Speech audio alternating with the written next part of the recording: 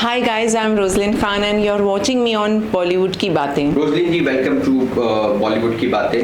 Thank you. अभी नया वर्ष आ रहा है 2025. क्या विश मांगी हो आपने? मेरी विश है कि मैं बहुत जल्दी अपना स्टैंड अप कॉमेडी हिट हो जाए और बहुत सारा काम करना है मुझे और मुझे हेल्दी रहना है और मुझे बहुत जल्दी जिम्नास्टिक की मैट पर वापस जाना है. 2024 आपका किस तरह से गुजरा था? 2024 वॉज ऑल्सो मतलब ऐसा रहा कि ऑन एंड ऑफ हॉस्पिटल भी गई, काम भी किया, ब्रांड्स भी किए, प्रमोशंस भी किया, काफ़ी मिक्स था बट प्रोफेशनली थोड़ा कम एक्टिव रही. अभी आपने कहा कि आपका जैसा से कुछ एक थिएटर का भी आपका आ रहा है, तो क्या आपके फैंस के लिए क्या एक नया मसाला है, क्या एक मसाला बहुत मसाला मिलेगा. इनफैक्ट अभी जो पिछले एक साल में 2024 में हमने बहुत सारी कंट्रोवर्सीज देखी, कैंसर रिलेटेड कंट्रोवर्सीज हुई, बिल्कुल चीप ग्रेड की और बिल्कुल चीप लेवल की कंट्रोवर्सीज आपने देखी है. लेकिन मैं आपके सामने आऊँगी कैंसर पर स्टैंड अप लेकर और सीरियसली आपको बहुत मज़ा आएगा. बहुत फ़नी चीज़ें हैं, बहुत सारे फ़नी इंसिडेंट्स हैं जो मैं आप लोगों के साथ शेयर करूंगी और हंसा के आपको इन्फॉर्मेशन दूंगी.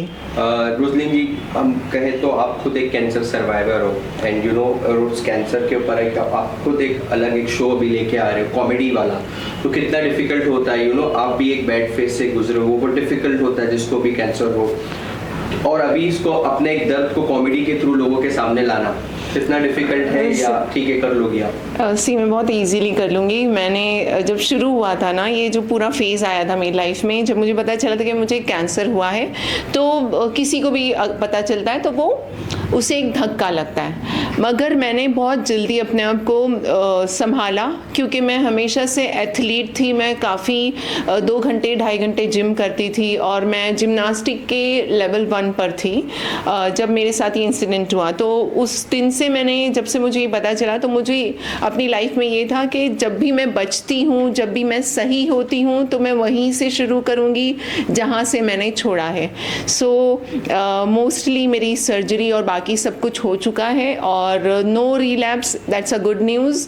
और रिलैप्स नहीं है तो इसका मतलब ये है कि मैं बैक टू नॉर्मल जा सकती हूँ. जिस तरह से आपने कहा you know used to do gymnastic, तो कितना इंसान को फिट रहना चाहिए कि अपनी बॉडी फिर कोई भी डिजीज से फाइट कर सके? हम जितने हेल्दी रहेंगे उतना इजीली किसी भी डिजीज़ से हम फाइट कर सकते हैं. और मेरा बाउंस बैक बहुत इजी हो गया. अगर वही मेरी बॉडी में फैट होता या कोई और डिजीज़ होती तो मेरा बाउंस बैक बहुत डिफ़िकल्ट होता. आजकल हम सभी को स्ट्रेस से बच के रहना चाहिए और थोड़ी बहुत एक्सरसाइजेस करना ज़रूरी है और healthy food is very important.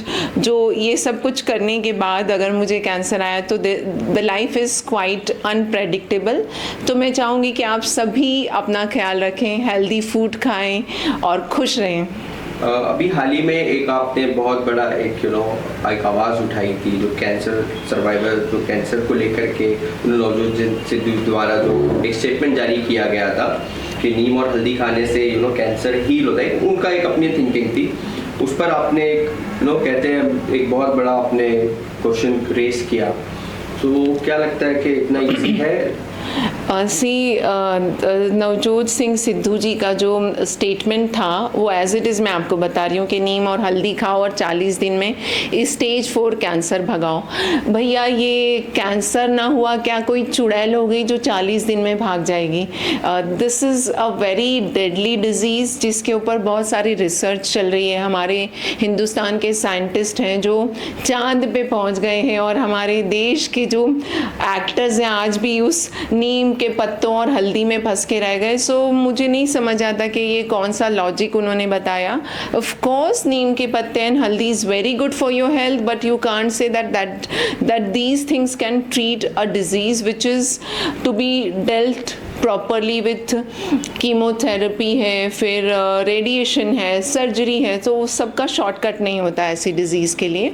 सो बहुत ही इररिस्पॉन्सिबल स्टेटमेंट था और ऐसी चीज़ों से उन्हें बचना चाहिए. कोई स्टेटमेंट से मुझे हर्ट भी हुआ और मुझे इस बात का दुख हुआ कि ये जो मिस इन्फॉर्मेशन फैला रहे हैं उनके बड़े फैंस हैं और उन तक ये बात जाएगी तो हो सकता है वो इनको फॉलो कर लें और कोई स्टेज 1 से अगर इलाज छोड़ के सिर्फ नीम और हल्दी पे आ जाता है तो शायद वो स्टेज 3 या 4 पर चला जाएगा.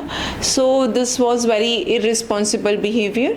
ऐसी चीज़ों से एक नैरेटिव चलाया गया कमबैक होने के लिए, क्योंकि नेगेटिव जो चीज़ हुई थी सिद्धू जी के साथ में तो एक इंडस्ट्री में वापस आने के लिए for the show and for that ये कमबैक का एक ये आपको लगता है स्टंट था? मुझे लग रहा है कि आजकल तो बहुत सारे स्टंट बहुत सारे लोग कर रहे हैं. सिद्धू जी का एक स्टंट देखा, फिर मैंने एक और कोई कॉमेडियन थे उनका भी एक स्टंट देखा, वो किडनैप हो गए. तो आजकल ना एक मुहिम सी चली है आज इंडस्ट्री में, एक कंट्रोवर्सी का कुछ टॉपिक लेते हैं, उस पर सब नया नया ट्राई करते हैं और हेडलाइंस बनाते हैं कमबैक लेने के लिए. आपको लगता है ये सोशल मीडिया का मिसयूज है? एक मिस इन्फॉर्मेशन लोगों के बीच में दी जाती है और फिर एक नैरेटिव चलाया जा रहा है. एक हद तक थोड़ी सी पीआर जो हैं वो उनको थोड़ा सा ध्यान देना चाहिए. प्लस जो रिपोर्टर्स हैं अगर वो ऐसी न्यूज़ पर ध्यान ही नहीं देंगे तो ये लोग कुछ नहीं कर सकते. सो रिस्पॉन्सिबिलिटी सभी लोगों की है. जो लोग ऐसी चीज़ें लेकर आते हैं उनकी रिस्पॉन्सिबिलिटी है, प्लस उनके पीआर की रिस्पॉन्सिबिलिटी है, प्लस जो इस तरह की न्यूज़ वो लोग करते हैं बिना रीचेक किए तो उनकी भी रिस्पॉन्सिबिलिटी बनती है. तो इसे स्टॉप होना चाहिए क्योंकि पता नहीं, मुझे ऐसा लगता है कि कल को हमें ऐसी न्यूज़ भी मिल जाएगी जो बिल्कुल ही फेक हो. सो इसको कहीं ना कहीं तो रोकना पड़ेगा. अभी आने वाला जो साल है 2025, क्या लग रहा है आपको? कितना पॉजिटिव वाइब्स आपको आ रहा है, लग रहा है आपके? मैं इसे लेके बहुत पॉजिटिव हूँ.